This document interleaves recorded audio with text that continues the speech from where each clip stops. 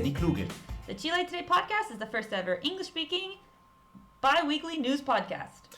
We discuss news topics, travel, business, and more. To find out more about the news topics you'll hear about today, check out our news affiliate, chiletoday.cl. If you have a question, a story to share, or just want to say hey, email us at chiletodaypodcast@gmail.com, at Chile Today Podcast on Instagram or on Facebook. If you're feeling generous, please rate and review us, alpacas, wherever you listen, so more folks can find our podcast. You might want to do the last line again. I'm not doing it again. Fine.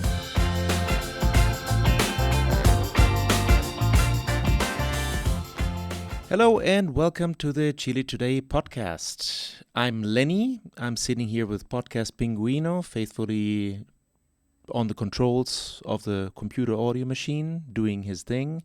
And also here with us in spirit is Bethany, who's living it up in Mexico right now. Greetings from Chile. I hope you're having a great day and some cool Mai Tais on the beach. Yeah, so Bethany couldn't make it right now. I'll be filling in for her at the moment. So yeah, just wanted to mention that. I'm Pingüino. Okay, guys. Now, in case you notice some difference in terms of sound quality, we apologize, but we really had to MacGyver the shit out of this episode right now because Bethany unfortunately locked up all the audio equipment before she went on vacation. As you notice, we are real professionals here, but we kind of made it work. We have to share a mic, and it's not the mic as usual, and I had to bring my interface. We had to use cables, but it works. You hear my voice, so hooray for that. Yeah, there's a potato mixed in somewhere and a banana peel just to make the whole thing work. But, you know, it sounds okay, Yeah. right? Well, MacGyver would be so proud of it. Do you kids even know who MacGyver is still? Is that just old me talking? Popular series out from the 90s? I know who MacGyver was, but mostly because of the jokes and the sketches. Oh, God damn it. That's just, I don't know the original one. I just know what everyone always makes fun of him. It was a great show, okay? Anyway, let's get it started. So, first off, announcements, or more like singular form, announcement. I just wanted to let you guys know that the Chistolas, which is a group that Bethany and I are affiliated with, and we are both part of, is having an event coming up on the 22nd of December, not December 23rd as initially planned, which is the Horrible Movie Night at the Black Rock Pub. It is a night in which we show a horrible movie, which is horribly fun. And this time it's going to be the Star Wars Holiday Special, which is so horribly bad that it was actually banned by George Lucas himself. Or not like this guy can actually ban anything, but, you know, if the godfather of Star Wars doesn't want you to see it, you definitely have to watch it. So come over, December 22nd, Black Rock Pub. I think it starts at around 8 p.m., I think so. Yeah, well, we'll post it on the website anyway. It's going to be a hell lot of fun. It's going to be for free. So come over, have a laugh, and join us there. Yeah, in fact, this Star Wars special, it was never released on DVD. You can only find it on VHS copies. And yeah, VHS copies, you know, fun, looks great. It's amazing. We're going to have a lot of fun. I'll be there. And yeah. Yeah, well, you know, a movie is bad when it's not even getting released on DVD, just on that doesn't even, what do you call this, a turkey, right? Like a turkey when it goes straight to DVD? Or am I mixing metaphors here? I think you are. Yeah? Well, if it's not a turkey, then it's a duck. I don't know. Just making shit up. Anyway, so news. We got a lot of news, so no dilly-dallying around. We got a lot of news to get to, so let's get to the news right now. News.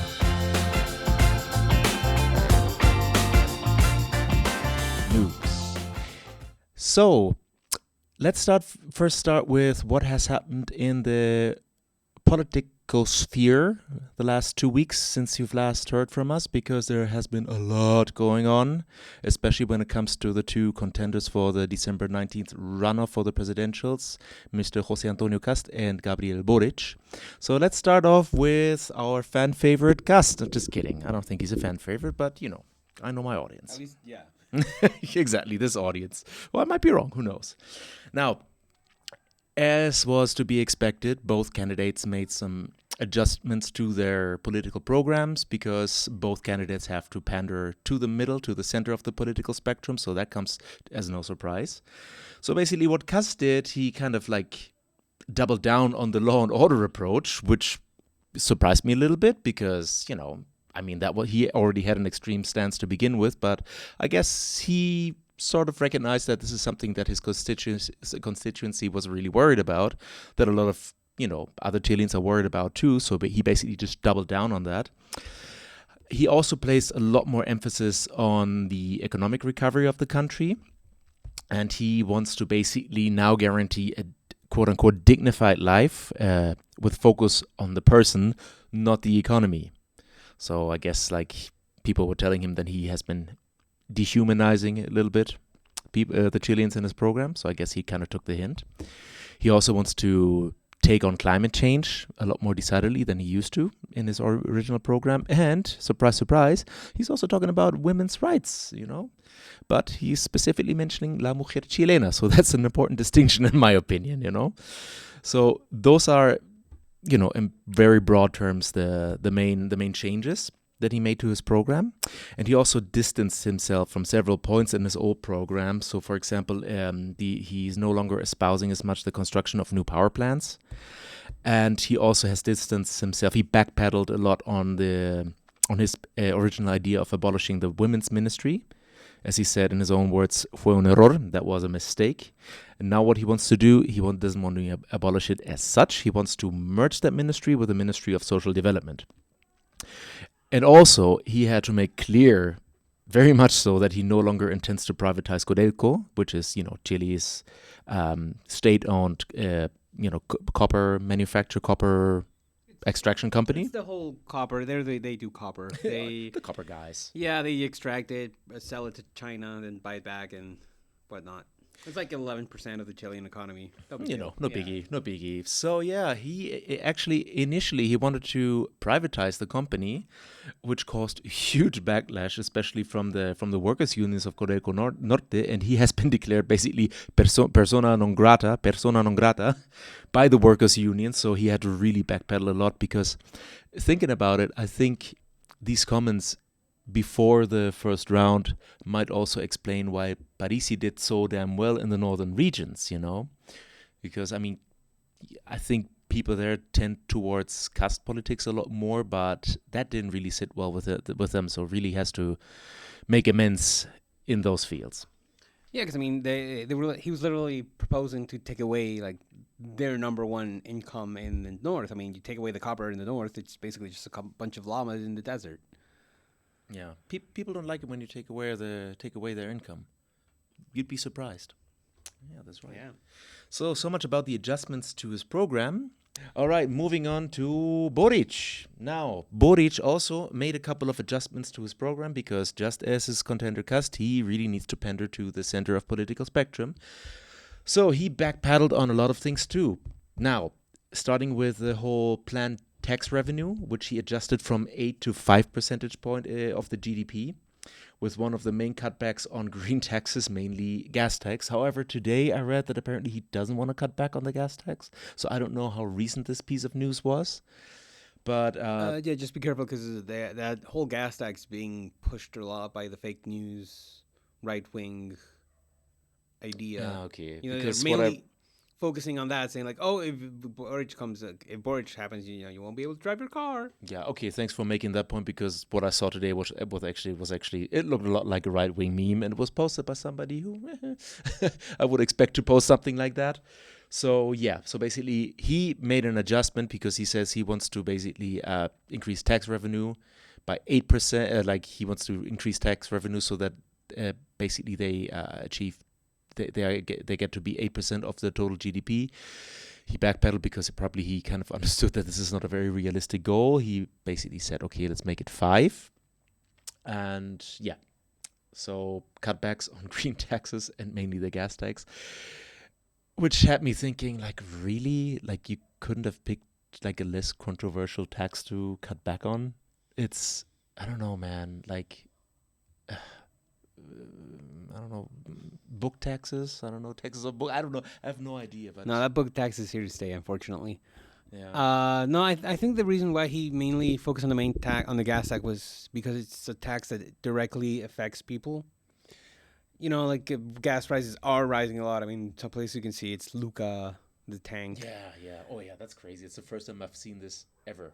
Yeah, so I think that's why he focused on cutting the gas tax, because it's something that directly affects people, and that if the current gas prices keep rising, then you add another gas tax to that, it's gonna be unusable. And if the Venezuela. Venezuela, Oh, yeah. no, hold on. They got cheap gas. No, this doesn't work like Okay, that. no, Yeah. it doesn't work. Yeah, that doesn't And Cuba. Yeah, whatever. Does I don't know Cuba, what the- does Cuba have cheap gas? I have no idea. I don't know, but yeah, probably. By the way, I was watching so a lot of the old Chilean telenovelas are being reshown on TV. And I remember I was watching one, and they showed like a gas station, and it was from the 90s, and they had gas like 100 pesos. Oh, The tank. It drove was the just- tears to your eyes. Yeah, yeah. It was crazy. I just remember I was walking home the other day, and I live next to a gas station, and I just saw like for the first time ever, what was it, like 97, like 1,000? Because usually they have like 3 digits and then like a decimal point, and then like another one, which I don't even know why they bother, because Chilean currency doesn't have sub currency, but it was just the weirdest thing, because like all of a sudden the decimal point disappeared. They just had to take it out manually, because now the liter of gas was more than 1,000 pesos, which was just whoa. It was just surreal to look at. But Yeah, and that's unfortunately that's only in the metropolitan region. In the regiones, it's yeah. even worse. Yeah. And then you need a car, otherwise you can't get to your farm. Or I'm from Santiago, so I don't your really homestead. know. Yeah, I don't know what people do there outside, to your cows or whatever. So that's one of the taxes that he wants to cut back. I mean, I get your point that it's a tax that affects a lot of poor people, but then also don't forget that he put a lot of emphasis on environmental policies. So that's something that might come back to bite him in the ass, especially for the people that actually did vote for him because of his environmental policies. So we'll see how that works, how that pans out. Another thing that he stepped back on his program, he seemingly wants to recover. So he seemingly wants to recover these 3 percentage points by implementing an anti-tax evasion measures. Although his team had to admit that this will probably take between 5 to 6 years to come to fruition. Another thing that he stepped back from is the idea of completely dismantling the tax code. Now they want to make improvements to the existing system by tackling issues such as double taxation agreements and dividend policies, which is, you've come a long way there, because, I remember the rhetoric was we're going to basically upend it all, make it all new. And then they were like, yeah, well, let's just tweak it a little bit. So he's getting more moderate there. I'm a film student, so none of these words mean anything to me. Taxes. Oh, yeah, you'll learn soon enough. Yeah, I know tax. I know April, man. I know tax. I just know that that's what libertarians don't like, and Robin Hood apparently.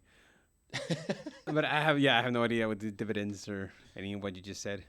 Oh no, double taxation agreements basically means when okay, now I'm going out on a limb here, but Yeah, we're this talking. is just gonna go in one ear and out the other. Yeah, I think if I'm you sorry, I just yeah, well, I'm not doing this for your benefit, because maybe I'm doing it for the benefit of our esteemed audience. But I barely know what I'm talking about myself, so I mean, I can just cut this out. you could I'm the editor, so. could do that too. All right, moving on then. Another thing that he changed in his program is that he said that immigrants that committed serious crimes or that have a criminal record will not be able to stay in Chile, which is huge. Yeah, well, I can double check my source, but this is what they said on Bio Bio or Cooperativa. I don't quite remember, but that is huge, because he was an adamant basically the defendant of immigrants' rights, which he still is, And in a way, okay, look, whatever you think about it, I mean, it's sort of makes sense to a lot of people saying, hey, look, like if you really screw up 1 time, 2 times, 3 times, like you're not welcome here any longer. You also have to consider that there are certain ethical considerations. Now, if you are, I don't know, somebody like me who comes from Germany, and if I screw up and, I turn into a criminal, then I don't think there are any ethical consideration of, booting me back to my home country, because it's cool over there, no war, no nothing, no hardship. But if we're talking about people from Haiti, from Venezuela, if we're talking people from Syria, people that come from regions that are really going through a hard time right now, like you really got to ask yourself, okay, regardless of the severity of the crimes that they committed here, would it be ethically responsible to send them back in a country where they are most likely to die? Basically, they get back and then they are being persecuted for for being political dissidents. They're probably could die in the next mortar attack on their hometown. So that's something that they have to take into consideration. And I think this is also something that Boric will probably have to get a little bit more into detail with. Yeah. But you know what he could say no to? That's a smooth segue right a now. smooth Yeah, transition. absolutely.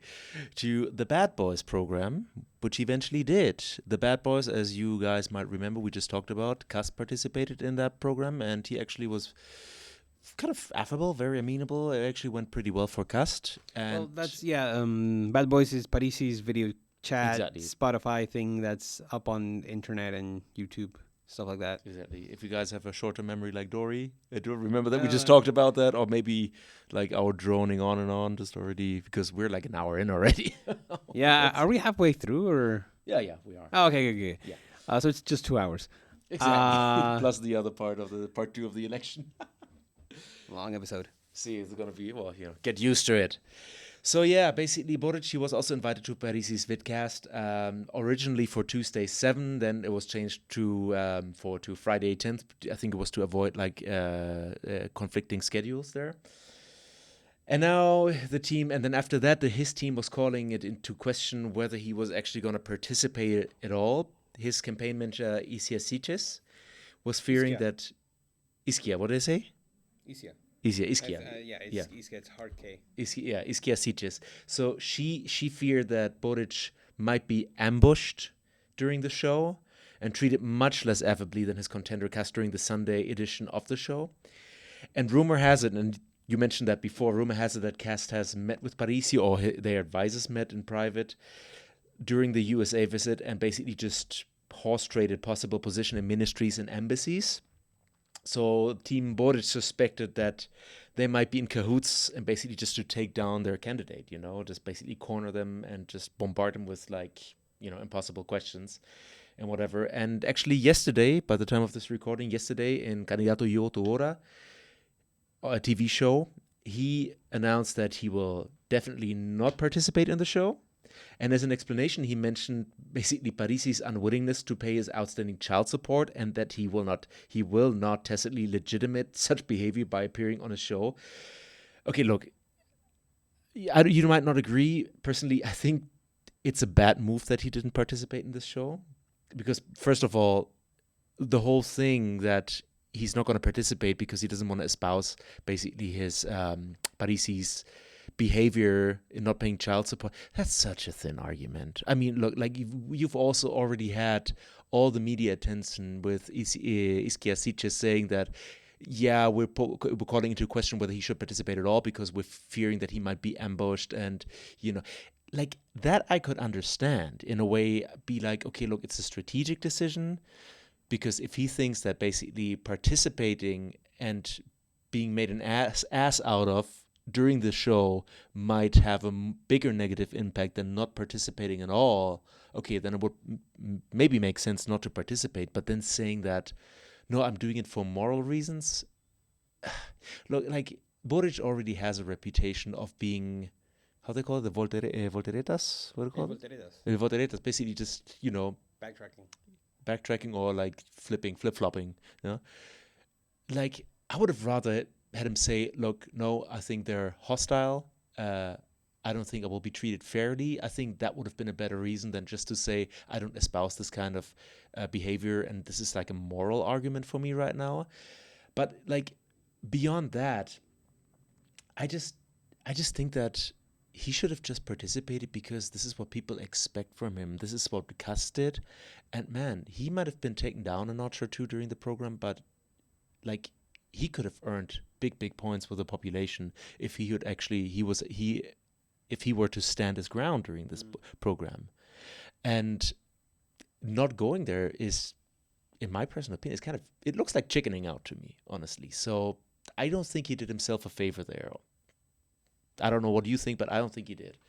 Yeah, I have a lot of opinions about this. I've talked about it ahead. extensively on Reddit. Oh, Yeah. that's my alma mater. Oh, yeah, that's true. That's right. Yeah. So University. the main problem I have with that was I think he should have never contemplated to go there in the first place. Like if he had been from the beginning and said like, oh no, I'm not gonna deal with Parisi because The child alimony thing. He can't come in. He hasn't come into the country. He owes a lot of money. He's wanted by the PDI, blah blah blah from the beginning. But the fact that he said like, oh yeah, I might go, and then it's because he just said everything that you just said. Yeah, I might go, and then I might not go for reason A, and then I'm not going for reason B. Yeah. It's just, really? Yeah, if he had from the beginning said like, "Oh, I'm not gonna go to this because if I do, then it blah blah blah blah blah," yeah, that might have been a bit better and earned him a bit more votes than saying it first. I'll go, then not go, then maybe not go, then definitely I won't be there. Because there is this one thing that everyone that I'm not sure if I mentioned it, but everyone like both Cass and Boric are trying to suck up to Parisi to sort of To his constituency, let's say, Yes. because it's not Parisi as such. I mean, they don't give a shit about No, but the Parisi. thing is that they're sucking up to Parisi. They're like saying, like Cass said, like, oh, the problem with Parisi is that there's some. It's not that he won't pay; is that there's payment isn't being, it's not being transpired or something like that. He said something weird about the alimony payments of Parisi, and Cass went and met up with and did the show with Parisi, which he did. Like as you said, he came off pretty fun and affable, and he had a good situation there. But I was thinking about the last election, 2017. There was a lot of the leftist candidates said, it was Guille versus Piñera. And a lot of the leftist candidates said, oh, we should need to vote for Guille, not Piñera. But I was reading that, for example, Marco Enrico Ominami, who's a really leftist candidate, 70% of his voters voted for Piñera. Whoa. Even though he publicly endorsed the other guy. So I don't know if Parisi says, "Oh, go for Cast." I'm not sure if that's gonna really exactly translate to more votes. Yeah, but then again, I don't understand. That's why I'm saying they're trying to suck up, not so much suck up to Parisi, but to the voters. Because they have, I absolutely agree. I think a lot of voters already made up their mind, and I think in a way,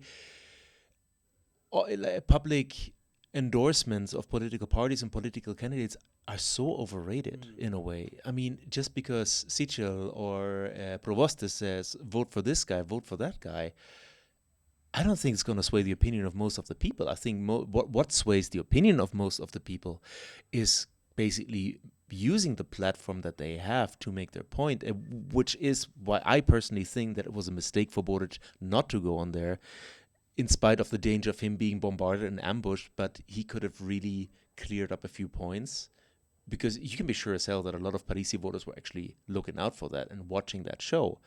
And they were probably expecting, okay, look, Parisi's out of the race, so let's see what these guys have to say.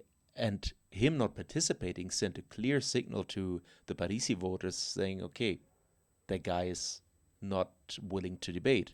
He's chickening out. That's how I see it. Yeah, that's why I mean, like, he just should have never even thought about it. Or, huh? Yeah, but even then, it's Oh, like yeah. No, but I mean, it's better. Like, I get it. Like, it would have been better if he just said no from the beginning rather than flip flopping around. But I still think it would have been the better choice if he had said yes from the get go. I guess, okay, this is where we differ here. no, yeah, no. That plus, one thing that I was reading about is that a lot of the people from Parisi's party, which is the Partido de la Gente, Party for the People.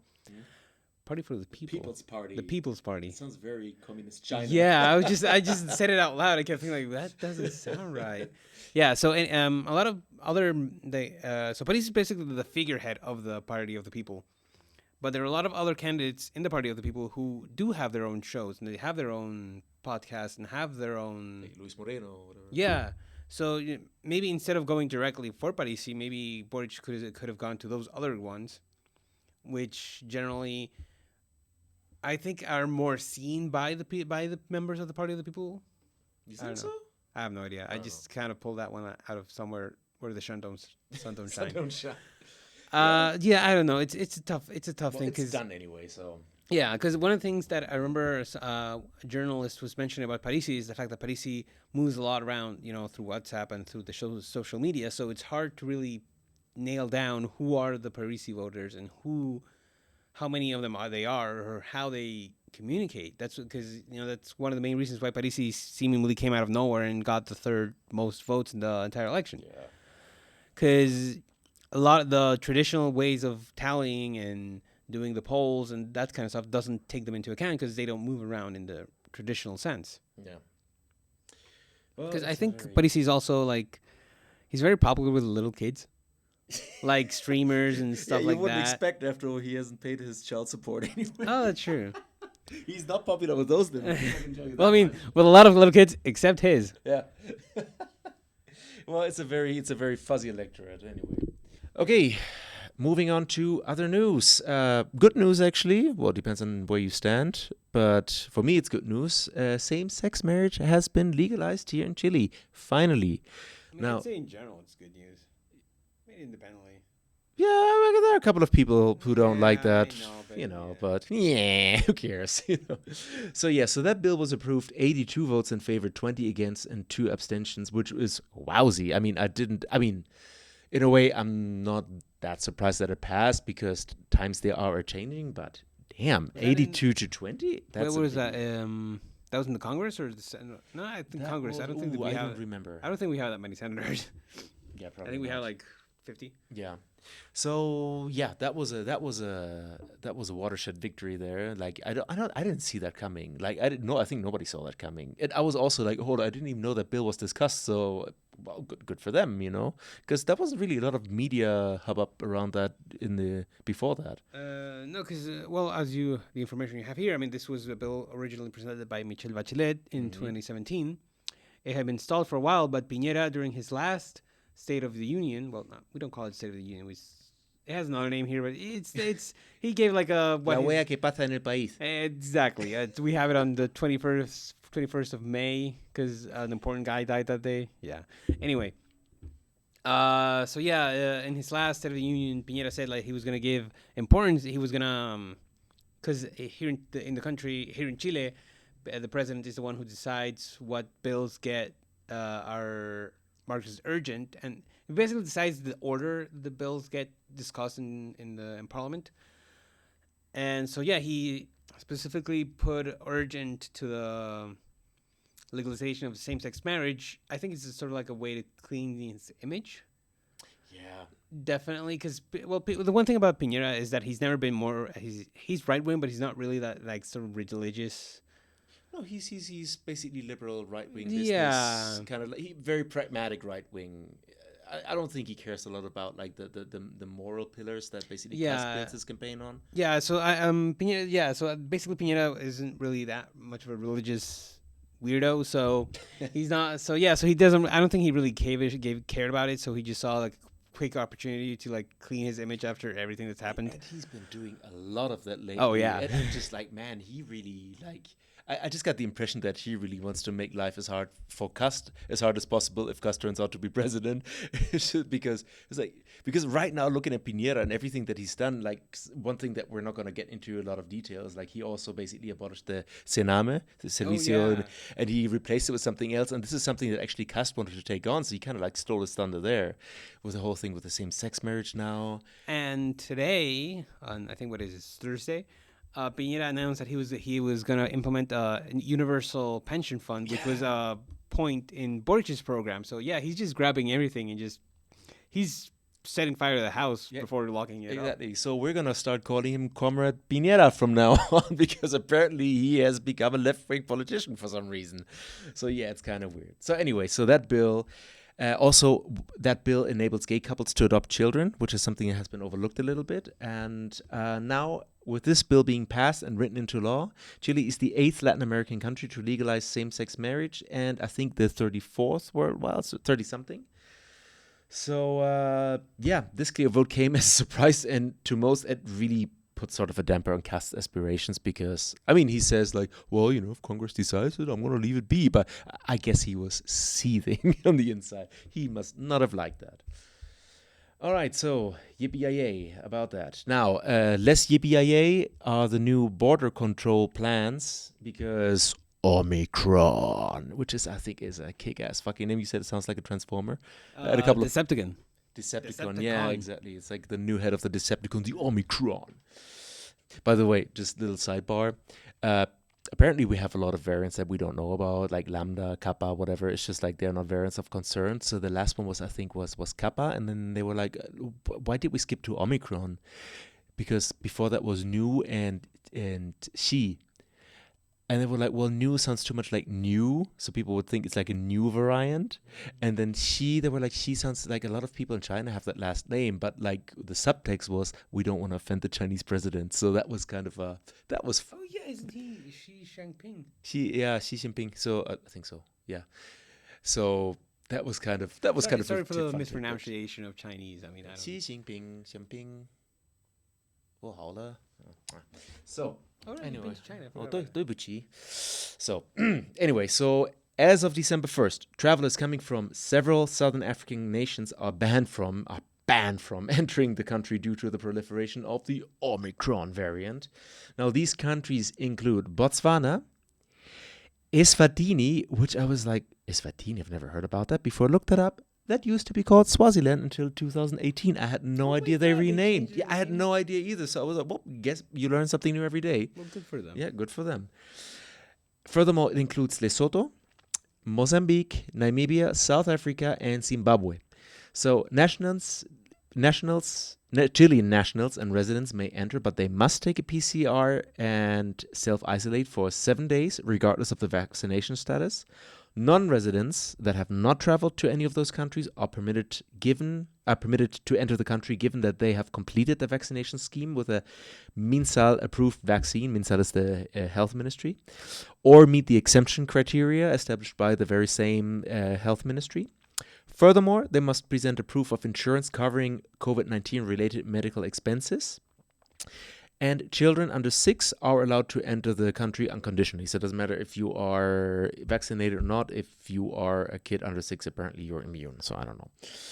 Now, all passengers over the age of 2 have to present a negative PCR result taken no longer than 72 hours before departure and complete a traveler affidavit before boarding. I hope you guys took note, because if you are living in one of these Southern African countries right now, this might be of relevance. So I'm sorry, because I won't be seeing you anytime soon, and I hope this thing is gonna blow over very quickly. Also, cheers to living in Africa. That's really interesting. I'm gonna give you a little tidbit of news just to shut down the news segment, which has been going on for almost 1.5 hours now. And alpacas. Everybody loves alpacas because scientists have found that antibodies synthesized from alpacas irreversibly neutralize and shut down the COVID-19 virus. That's it, guys. We're saved. Alpacas are our hope and our future. The pandemic is over. Burn your face masks. Abandon social distance. I'm just kidding. Don't do that. Please wear masks and get vaccinated and everything. But hey, the alpaca news is a good thing. Now we got to make this work. It would be great. You said this was new? Well, it was. I think it came out after we recorded our last thing. Oh, okay, because I remember. Because yeah, I think I've been about alpacas. I've been hearing about alpacas. Not alpacas, not basil. No, but I've been hearing about alpacas saving us from COVID-19 viruses for a while now. Yeah, and they never step up to the lazy alpacas. Do it already. What's wrong with you, alpacas? Can never rely on those alpacas, man. Lazy alpacas. You know what's worse than alpacas? What? Llamas. And don't even start with those vicunias, man. Horrible. They don't do shit for you. They'd probably let you die of COVID, man. Alpacas certainly do. Come on, get your shit together. They cheat on their wives. They what? They cheat on their wives. I know like 5 people who are gonna understand that, but they cheat on, like, basically with your wife. You know, can't trust an alpaca. So with that, we're gonna end the news segment, and we're gonna start our little part 2 of our Chilean election special, some of which might sound a little bit outdated in the face of the news that we just gave, but outdated doesn't mean no longer relevant. So listen up, folks, because it's going to get interesting. Yeah, unfortunately, everything election related is going to be real important till 19th. So yeah, that's pretty much it. Thanks for listening, and continue. No, thank you for listening, because the thing's not over. Listen to me, Lenny and Bethany talk about the election.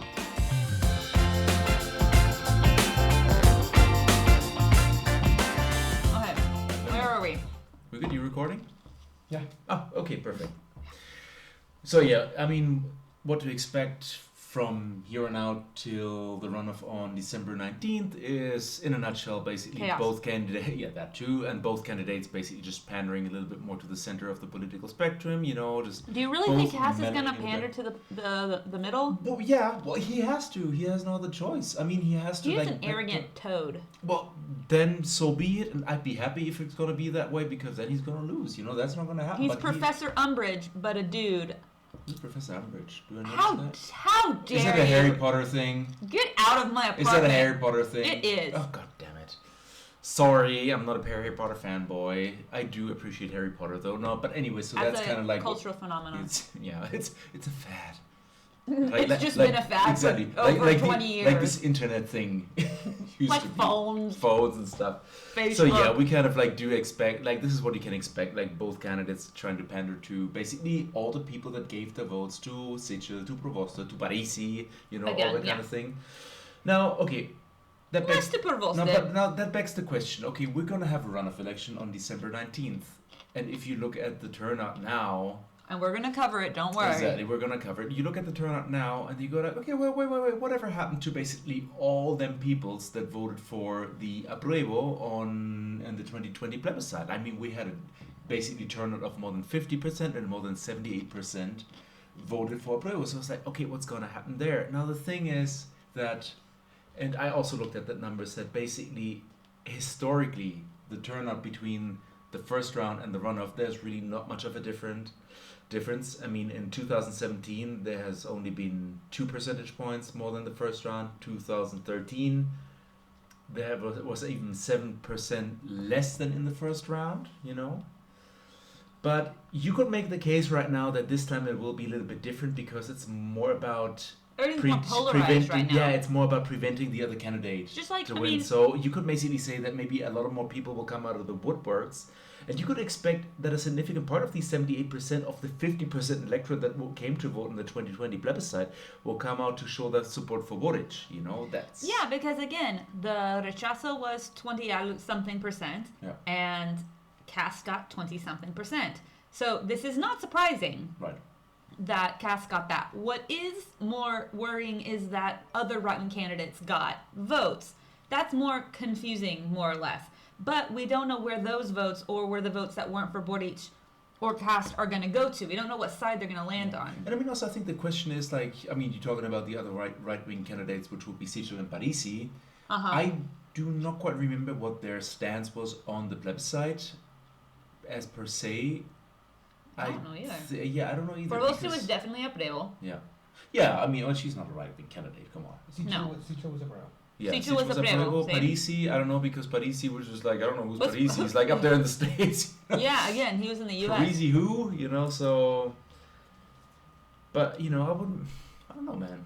It's going to be interesting. Parisi is the big wild card in this whole I feel thing. like you can't compare this election to any other election. We've had so much going on since It's definitely interesting. Piñera was elected. We've had the social movement. Yeah. We've had the pandemic. We've had the constitutional vote. We've had so many things going on. And then if you compare it, if I'm just thinking again, because We my had only Piñera. comparison would be Trump election, right? And then we had in the primaries a significantly less amount of people to vote in the primaries that voted in the actual election. And that's when people came out of the woodwork to make sure that Trump didn't get elected. Right. And so, there's a part of it that's it's not going to happen here. Like it or not, nobody hate me, but trends that happen in the U.S. happen here a lot, because Chile really likes to model a lot of things that happen, even unintentionally, after what happens in the U.S. And I mean, it's so weird, especially when you look at the primaries and basically the landslide wins that some of the candidates they had this huge win that nobody expected. And then you have the first round of the presidential elections, and it's just fragmented as all hell. I feel it's just like- what's going on? I People feel seem like to be this so is- decisive, and no, they're not.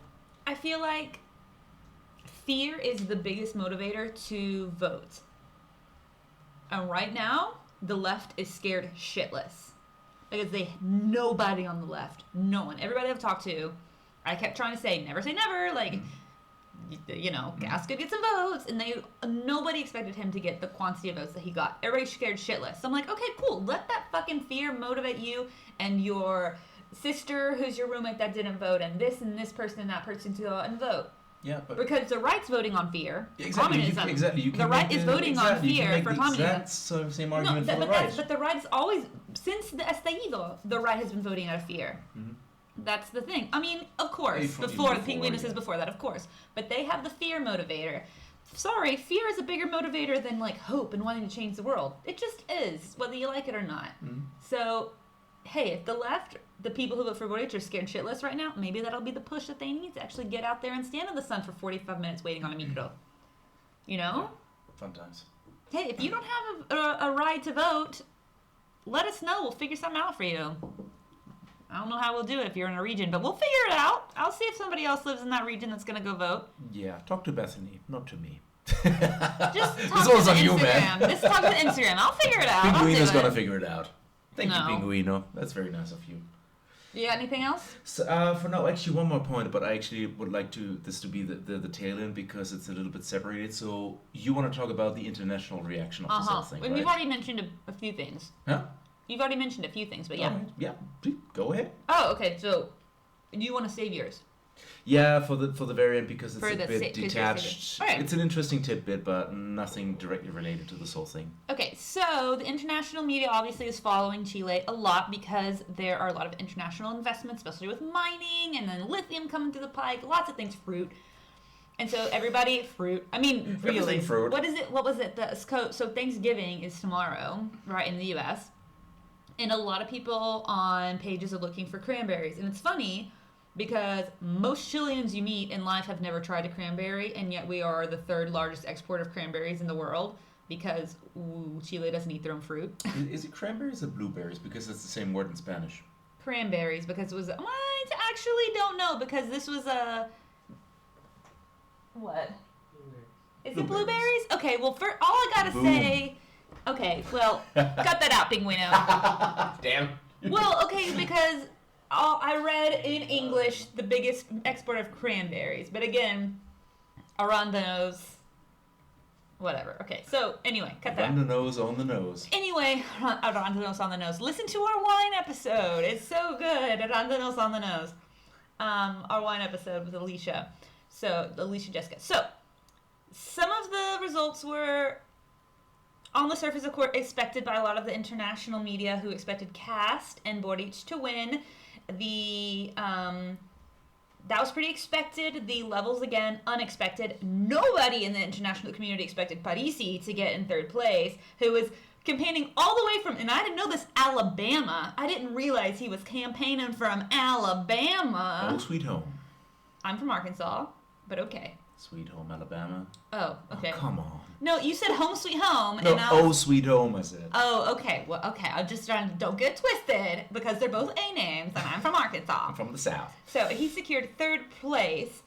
And so the overriding reaction from the international media is a sense that Chileans agree that there needs to be, like you said, a change, but are divided on what that change should be, right? Word. So, again, talking about Boric, who has promoted, again, as you said, moderate left-wing policies that are resonating with progressives, said by the BBC. Just While gonna- Cass champions laws and orders that want to return more to Pinochet's era. BBC's words, not mine.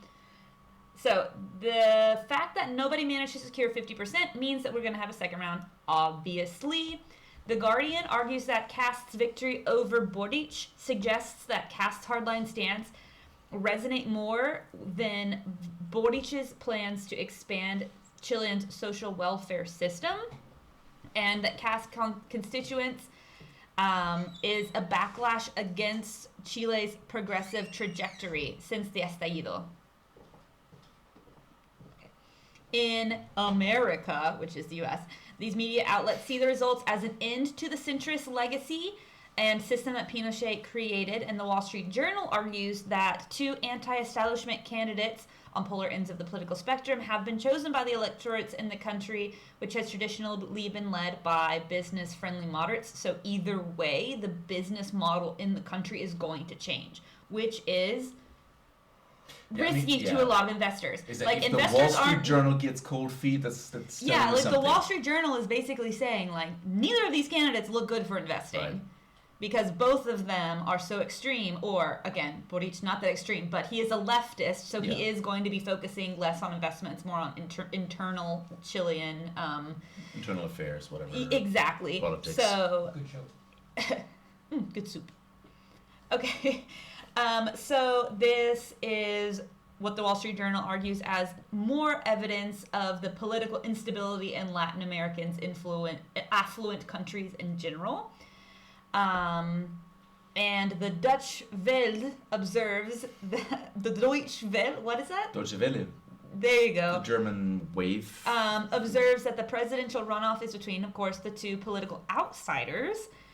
That's what they think, and that will take over the country in preparing to rewrite the Constitution. So that's true. Whoever They are wins kind is of going outsiders, to, yeah. whoever wins is still taking over the country with a new Constitution. Like even if Cass wins, we haven't even talked really about that. It's actually the point that I wanted to bring Right, up right like now. we yeah. are having a new constitution. So how is Boric or how is Cast going to function within this idea that all of the laws that they knew before, all of the things that they could have done, they might not be able to do, or Yep. they might be allowed to do more things that they couldn't in the past.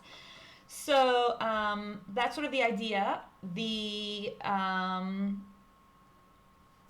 Basically what I am reading is that the world is sort of divided about what to do. Some people think Cass is really bad for investments because they're looking at some of the things that he's saying and seeing how he wants to lower taxes, but what does that do to the infrastructure of the country, right? While Boric wants to raise the minimum wage, and there's a lot of conflict depending on the country. And a lot of it's, as you said before, European models, which Boric sounds very European. It's like, He yeah, sounds that's very par for the course. safe. Yeah. It's a very safe European idea, while the U.S. looks at Cass and it's like, that's, again, it's just the Yeah. difference in what you see as leftist and right-wing Right, culturally. and one thing is like also about Cast, like he wants, lower taxes and everything, but also the international media, they probably noticed that there has been something going on since 2019, meaning people on the streets, people being very discontent with what is going on. So they probably also understand, like, if Cast gets the presidency,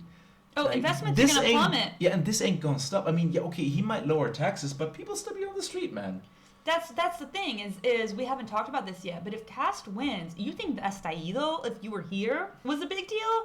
There, again, we were joking before the podcast. It's like, whose apartment's gonna burn down first? Like, is it you and Nunez or me and Las Condes? Like, or is it my friend Mary? Hi, Mary, in Providencia? Like, because it's gonna happen. Like, things gonna go down, and Cass is gonna come out. People are gonna die. People are gonna, like, just gonna happen. If you think things were violent in the estallido, put a fascist, another dictator, in the eyes of many Chileans on the pedestal, right? And see what happens.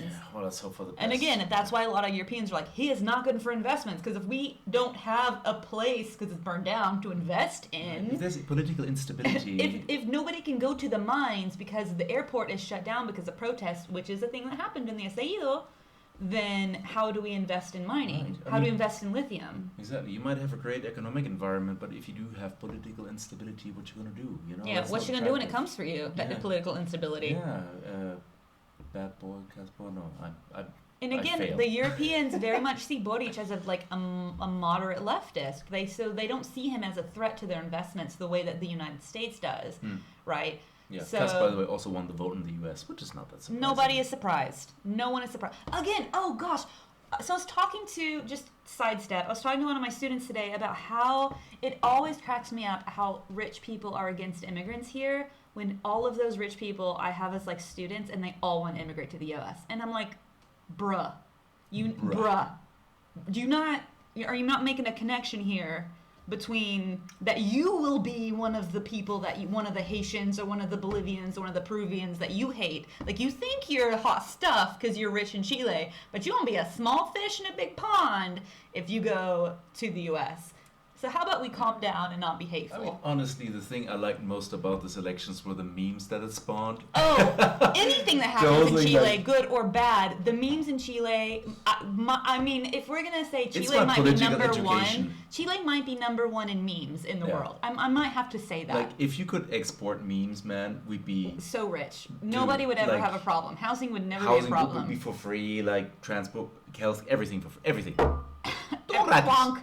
Bonk, yeah. What is this one thing? Like, well, if Kast wins, I'm going to leave the country. Well, if Boric wins, I'm going to leave the country. And Latam be like, all right. Yeah, and It's Latam's like, hell yeah. Hell yeah, go and fly with us. And it's true because like Latam's Yeah. one of the only, like especially post-pandemic, one of the only. No, I'm sorry. I'm just going to be like, okay, KLM Air France, not because I like them so much, but because they usually have the cheapest offer. What is that? And you're European, Yeah, right? that's true, Air yeah. France isn't going to Arkansas. True that. Maybe they should, eh? Maybe they should. That's the hate man. Maybe they're going to Canada. Exactly, Air If we have France. to. Yeah, you should go. Yeah, they speak French in Canada and France. And, if you want some more advice, Maybe they'll go to Louisiana. You know how to get in touch, I can Air get to France. Louisiana easily. I don't charge too much. Yeah. Yeah. So yeah, but what you just brought up, the whole thing about the Constitutional Convention, that's actually something that I wanted to talk about very briefly because one of the articles that I read that brought this up, and I was just like, oh yeah, that was something. Yeah, I got like. Well, And I that's the think- thing. yeah, the that's the thing. thing, and I think it's important. I mean, it doesn't really have an impact, or I don't think it has a direct impact on the election right now. But it's something that's in the back of everybody's head, and people don't really realize it because the thing is We're that getting a new constitution. right because the ramifications of this year presidentials are a lot more limited because of the drafting process of the constitution. Because if big enough changes are made to the Magna Carta, how do you The say it? Magna Carta. Magna Carta, The right? Magna Carta. The Magna Carta, like the next president's term could be actually cut short, or the system could altogether switch to a parliamentary system, which would have such a rat tail of changes. The reason why people panic a lot about presidents like for example in the U.S., right? Presidents are a big deal, but we also have a lot of protections against like an insane dictator like coming forward. Obviously, for a lot of reasons, there were a lot of bad things that have happened recently in the U.S. As far as like hate speech and things like that, because of the presidency of Donald Trump. But in Chile, the president has a lot more power because of that, because we have a dictatorship era constitution. And so if the constitution changes the way, and that's one of the most basic elements people want to change, is the power that the president has in Chile. So if that gets changed, it might not matter if Kast gets voted, because all of these changes that he wants to make that are super extreme, he might not have the power at all to make them. Right. But you could turn this argument around and Oh, say sure. that because there are, let's be honest, there has been a lot of controversy about this whole drafting process, and there were proposals about changing the country's name, changing the flag, and people were like, oh, come on, and a lot of people think well, I don't know if a lot of people, but there are people that think that basically the Constitutional Convention, there's some overreach there, and they're worried about that. And the author made a point that a lot of people might actually vote for Kast because they hope that he's going to install a couple of checks and balances for the Constitutional Conventions, not the other way around. But he hasn't mentioned anything about that, has he? No, he has not, but they know Why that are we he is not- assuming things? Don't be an ass to you and me. Stop assuming things. Whoever's That's what listening to me, that's apparently. what this whole podcast is about. We've been assuming for like 2 hours now. I have just been right the whole time. I'm a political analyst, obviously. From Reddit University. From Reddit University. Exactly. From Trump degrees. University. Trump, oh good lord. Is that even a thing? I wouldn't be surprised if that's a thing, right? That Oh, exists? it was oh my god, you didn't know about this? I think I've He heard had about it. his own university, but it was not like accredited. Yeah, of course it wasn't, but because why would it, But yeah, so basically, people, the author made the argument that people might actually vote for Kast because they knew that he was against basically the redrafting of the Constitution, and they were hoping that he would basically put a few checks and balances on the Constitutional Conventions to prevent overreach, I don't know if this is the Pisco talking, but I feel like our points are just as legitimate as these other guys' points. What? These real political analysts. I feel like our points are just as valid. That might No, be a it's piece valid, of but it's talking. just like I just read this and I was like, okay, well that's a good point because in a way, like right now everybody's But he so hasn't focused on mentioned the. anything like that. Well, So he why hasn't are we? mentioned- What? Who's this person from? What? The Guardian? Who's this person No, from? that was from the what's it called? The Oh Boy. The Oh Boy, the Oh The Boy. Oh Boy magazine, as the we Oh like Boy to call it. magazine.com. I mean, but it was. I think it's an interesting point because I mean he might not have mentioned it, but it's still reality that we have to face, and there are people that are not satisfied with the work that the basically Constitutional Convention has done, and they might actually wish for the next president of the country to put a few dampers on the whole thing But to prevent overreach. I don't think they could at this point. Yeah, You I'm can't not too add sure anything about to the convention. Like once the Constitution comes out, we get to vote yay or nay. Yeah. Listen to our Constitutional Convention episodes. No. But I don't think they can just add things to the Constitutional Convention at this point. You can once the Constitution comes out, people can vote for it and they can reject it, Right. and they can redraft or not redraft. I know what you mean, but maybe honestly, I'm no expert, not by a long shot on this one, but I was wondering that maybe if the next president could, apply a few tricks of the trade just to curb, even indirectly, the power of the Constitutional Convention to prevent a clash of interests here, because there's going to be conflict there if Kass becomes Just nod, yes or president. no. Okay, apparently he can. Yeah, because the thing is that the Constitutional Convention is being overseen. Not overseen, but it works closely with the SECPRES SECPRES, the Yeah. Secretaría General de la Presidencia, ¿no? Sí. Which there is there's no executive oversight because it's supposed to be its own entity Right. outside of everything. Again, but it yeah. does have a couple That's the thing. connections It's like with- maybe you cannot put into effect laws that make it harder, but there are definitely bureaucratic I mean, hurdles. the president You can make shit sure. harder for him, and That's put fine. put in like the thumb screws, It's like tighten them and stuff. Man, there's a reason we were drinking Pisco during this episode. Everything's stressful. Oh, good When's Lord. my vacation?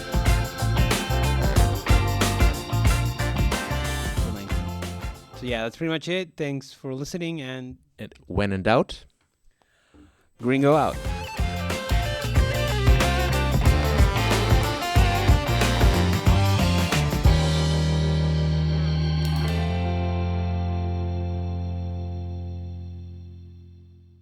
The Chile Today podcast is written by Bethany Francis and Leonard Kluge, Oh, come on!